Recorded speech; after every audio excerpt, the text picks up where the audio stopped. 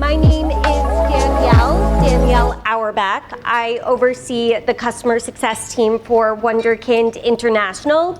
Before we dive in, just a bit of context around customer success at Wunderkind. We are a team of high-touch customer success managers. My team is responsible for the client outcomes of our product. Ultimately, we are KPI'd on renewals and expansions, but importantly, it is a separate team who is having those renewal and expansion conversations. So for us, value delivery is absolutely critical. It's how we secure the renewals and how we are measured within our organization on the success of our performance. So we'll dive in. Today we're going to talk about delivering value and increasing engagement in times of economic uncertainty. I don't know about you, but it feels like over the last couple of months, every single conversation that I've had with a decision maker or stakeholder has come on the topic of budgets or budget reevaluation or cutting costs across the board. So this is something that's extremely pertinent at Wunderkind right now. So we developed this partnership framework for retaining and expanding customers even in difficult times through value articulation. So what we'll cover today, first we want to set the foundation. What are we dealing with right now as customer success managers and customer success leaders? What does the landscape of the market look like right now? Then we'll talk through 4 very specific pillars for value delivery and value articulation in times of economic uncertainty. And then we will wrap it up by talking through how we can increase client engagement by leveraging these value pillars during times of economic uncertainty. There will be some time at the end for questions, so if you have any questions along the way, feel free to jot them down and we will get to them. So the goal of today's session, I want to provide you all with a framework to strengthen client relationships and increase engagement from key stakeholders in the difficult times that we are going into right now with the economy. So the challenges that we're currently facing as customer success teams, specifically within the SaaS space, which I know a lot of us work in, I recently found this report that was really helpful and has been a foundational piece in how my team has been framing the way that we talk about value to our clients and framing it in the way that CFOs are thinking right now. So the 2023 outlook. So 180 CFOs were asked, which of the following do you consider to be your most effective tool against fighting inflation? So there are a number of answers here. However, the one that sticks out the most is, of course, the one that impacts us and our renewal rates the most is cutting costs. 61% of CEOs said that cutting costs is how they are going to combat and fight inflation. Other items that impact us as CS organizations as well is consolidating product offerings. I grouped that into the cutting cost bucket. And then renegotiating contractual terms. Don't know about you all, but we have certainly had a couple of calls from clients over the last few months where clients want a new rate mid-contract and they're trying to renegotiate the terms in which they're in right now. However, not all hope is lost. There is an opportunity here, and we have control of the outcome here. So the opportunity for us is that, I'll start with this quote that I found. CFOs are garnering benefits from lessons learned over the last few years. They are more cognizant of cash flow management. They are planning to curb spending, looking for new cost cuts, and raising prices while exploring technological efficiencies and investing in the right partners. So, sorry about that, guys. So for me, the exciting opportunity here is that while CFOs are looking to cut costs across the board, they are also looking for the right partners that are going to help them increase their efficiencies and the way that they're able to operate, because we do add a lot of value and they aren't going to be able to recreate everything that you are doing. So the opportunity for us is to invest, or the opportunity is that CFOs are investing in technical efficiencies. That's really important for us. And they're looking to build business resiliency. So they're looking to future-proof their business by investing in long-term value.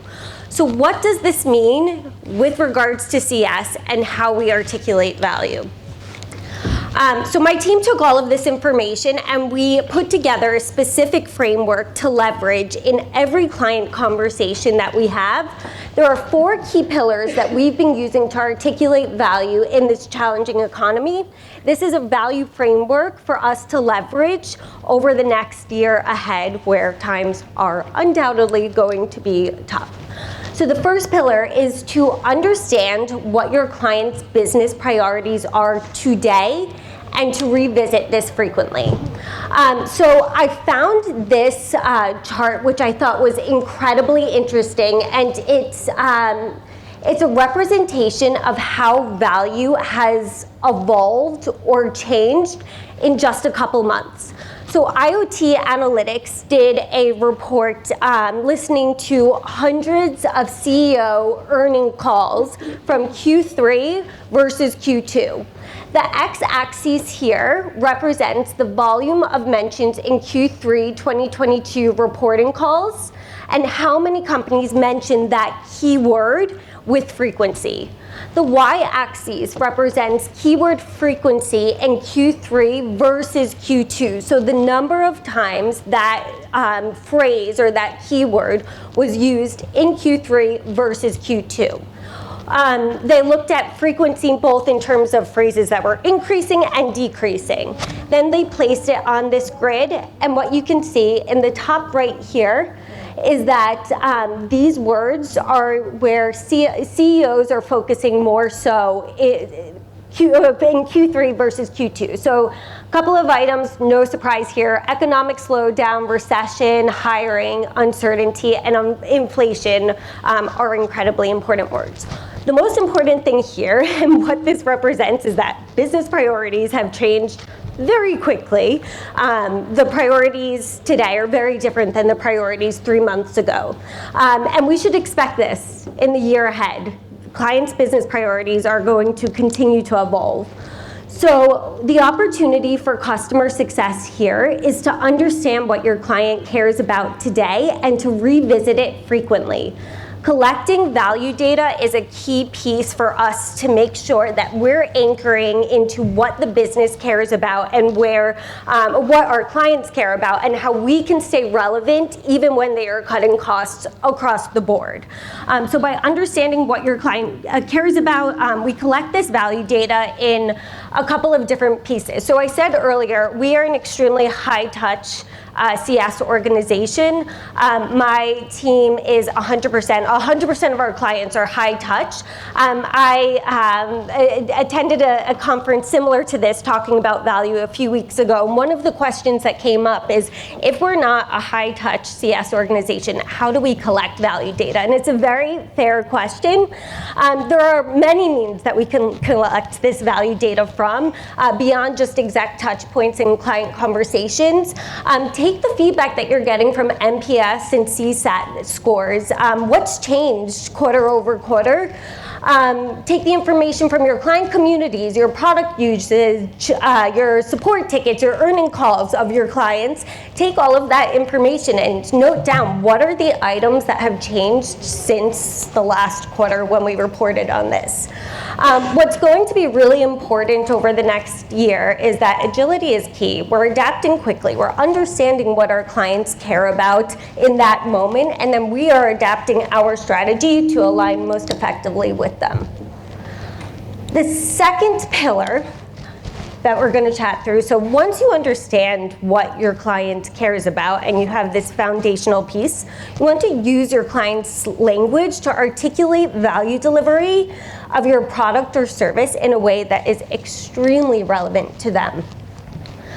So we chatted through this. CFOs are scrutinizing P&Ls and cutting costs. If you are not indispensable to what's most important to the client right now, you're gone. Organizations are prioritizing business resilience over short-term growth. So it's business critical that us as CS organizations are articulating value in a way that is indispensable to our clients. So the action item here is anchor yourself onto what your client cares about and what your client values. Although your products might not have changed in the last 3 months, the way that you talk about it and the way that you deploy it with your client or in the client organization should change. It has to change. The way that we talk about the product and the way that we talk about the value that we're delivering, it needs to change.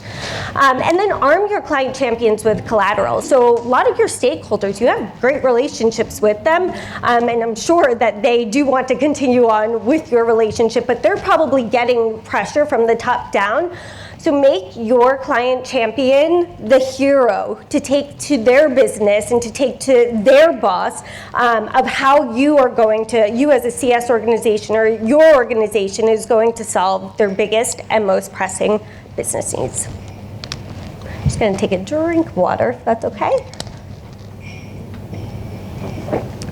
Okay. So pillar 3, and I think this one is actually my favorite, we want to articulate current value while also building excitement around future value delivery. So value, importantly, in any time, but particularly in difficult economic times, value should never be stagnant. Organizations are looking for partners that can evolve alongside them. So while you must understand what's important to your client today, it's also important to understand the direction that they're at least thinking about where their business is going. Again, we know that we are in very uncertain times right now, but if we're able to anchor alongside them and to understand the direction that they think they're going, with the understanding it might change, then we're able to articulate our value in future iterations of the partnership. Future value is equally as important as current value because it provides direction, innovation, and a forward-looking path to the partnership. So the action item here is to prime clients months in advance of selling expansion opportunities. This is so important because it makes your expansion, it makes your upsell conversation almost seamless because you've built excitement from the client around what that next opportunity or next phase of the partnership is. With that said, we want to read the room. If our client doesn't have the budget and isn't ready to invest additional budget, still create excitement around the future. Future value isn't just expansion opportunities. It could either be a new iteration or a new deployment of the way your product is working. But it can also take other forms. It can be as simple as an industry insight, providing value of what you're seeing across the industry from all of the other clients that you work with, or it can take the form of a new iteration or new strategy that you can work on with the client. Once you have this pathway for current value and future value, you want to help your client visualize the life cycle of value delivery. So you want to talk through current value, near future value, and long-term future value. Future value can feel really abstract when you're just talking about what you're going to do in future iterations of the partnership. So we need to make it tangible so that clients can envision the life cycle of their partnership with you. An emphasis on future value establishes partnership longevity, and so it naturally injects your business, at the very least, into the budget conversations that are happening when they are reevaluating which partners they want to continue on with. So the action item here, and on the top left, you'll see an example. This is actually a slide from our EBR, QBR deck.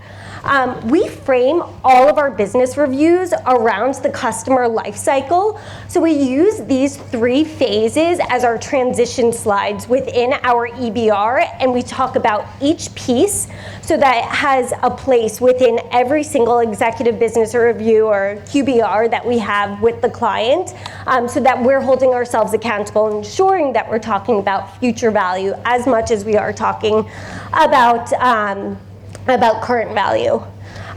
One thing that has been really successful for us with this framework is there's a lot of excitement and a lot of positive momentum when you've hit your KPIs or you've accomplished an important client goal. We want to build upon the momentum and the credibility that we've established with the client, and prime them for the next phase of the partnership, which we'll call it. It's usually an expansion opportunity, so that they can envision what's coming, what's in the future, and they can envision the evolution of our partnership. So once we have all of these pillars in place, how do we use them? How do we leverage them to build long-lasting relationships with our key stakeholders? So this is both a risk and an opportunity. CFOs are more engaged than ever before in SaaS partnerships, and this poses a real opportunity for us. Today, 82% of CFOs collaborate more frequently with their company's CIO than they did in 2016. The benefit for us here is that this gives us a direct line of contact with the decision maker who is signing the contract. And we have an opportunity to build relationships with the CFO. CFOs are looking to increase efficiency and drive profitable growth. So as we said earlier, while they are looking to cut cost, if you're able to create a service or add value in a way they can't rebuild themselves, that's a real opportunity for us. So the action items here. Directly ask your clients for a meeting with their CFOs. I'm sure in many instances we are hearing the CFO's name come up or budget cuts come up. Proactively ask your client to be the one to manage and lead that conversation with the CFO so that you can start building that relationship and using these 4 pillars to anchor into how you can help them do their jobs most effectively and create efficiencies within the business. Building that exec sponsor relationship now with the CFO, where there might be some risk, has long-lasting impact beyond this recession when we are out of it, hopefully a year from now. This is a real opportunity for us to build relationships with client executives that we previously did not have access to. So while it does pose some risk, there is certainly an opportunity here by leveraging these 4 value pillars with those CFOs. So I'm going to wrap up with 3 key takeaways here to deliver value and increase executive engagement. First is organizations are looking to cut cost as well as increase profitability and drive efficiency. This poses a big opportunity for customer success and building long-term relationships. There are 4 key pillars to delivering value in a difficult economy. You want to understand what your client cares about today. You want to position value using their language. You want to look at future value and talk through future value with the client, and then you want to illustrate what that looks like. Take them on the journey with you of what value looks like today and where future value is. Finally, you want to leverage the CFO's critical eye on budget to position yourself as indispensable partner who can ultimately build a long-lasting relationship with the CFO who would have otherwise been very uninvolved. That's all I got. Any questions?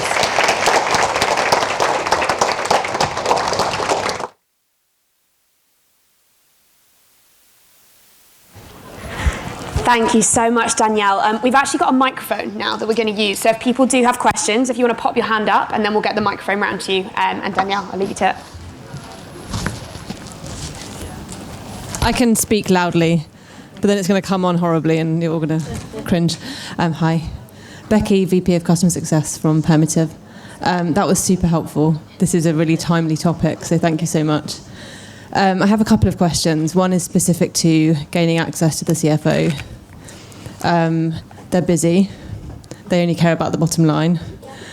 How do we engage with them? How do we, and even if, we leverage an exec to go in there, sometimes we're not getting through the door. Yeah, we don't get a response back from an email. So I think a couple of things. First, I'm going to be very honest. We don't have a 100% success rate in engaging CFOs. I'm sure you'll be shocked to hear. Not really. But what we do is a couple of things. One, it's leveraging our client champions.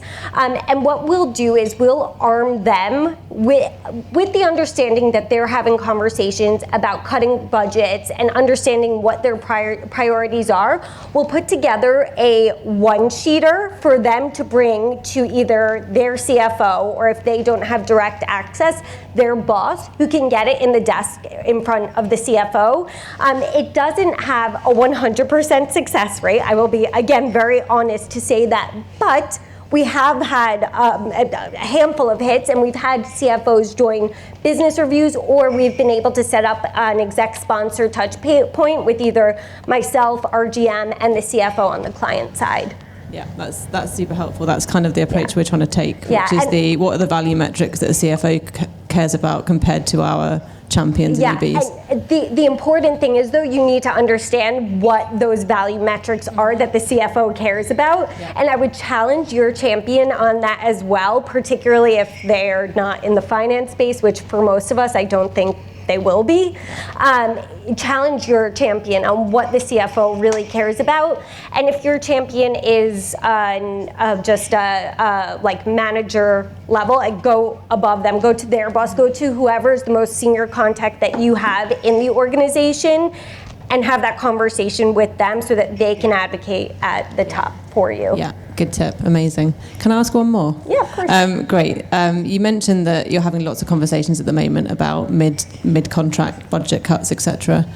Same, we're really high touch as well. We're definitely seeing more in the mid-market than the enterprise right now. Yep. But it's coming. Yep. How are you forecasting for churn? Yeah, a great question, and it's extremely difficult because we're going through our fiscal year is the calendar year, so we're going through a budgeting exercise right now. We are being incredibly conservative with it, but what we are doing as those conversations come up, in some instances, we're not going to provide any rate relief because it doesn't look like the client's business actually needs it. We evaluate a few key metrics, but for the businesses that are on decline and we can see they actually do need the rate relief, what we've been doing is, depending on how much decline the business is in and how much their budgets across for us, we're marketing, so their other marketing channels are decreasing, we will match that, but then we'll extend the contract beyond next fiscal year so that we have some level of certainty. So it's a much smaller percentage of churn than we're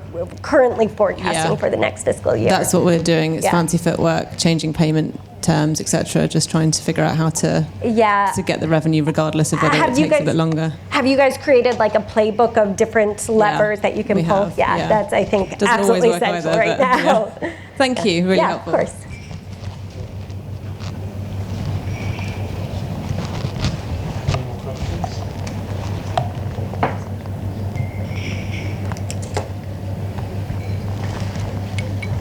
Well, thank you, guys.